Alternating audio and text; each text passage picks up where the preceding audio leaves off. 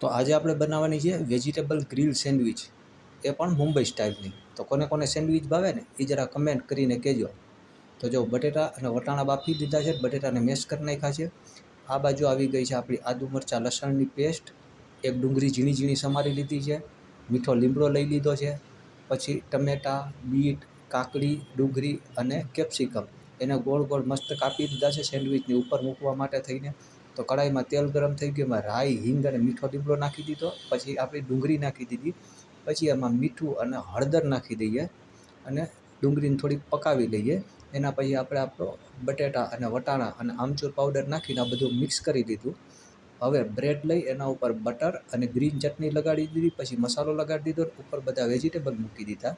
અને આ બાજુ આપણે આપણું ગ્રીલર ગરમ થવા માટે થઈને મૂકી થઈ ગયું હતું. તો ગ્રીલર ગરમ થઈ ગયું છે, એમાં સેન્ડવિચ મૂકી દઈએ અને એને ગ્રીલ કરી લઈએ. તો હાલો બધા Mumbai style vegetable grill sandwich ખાવા. લાઇક, શેર અને સબસ્ક્રાઈબ કરજો.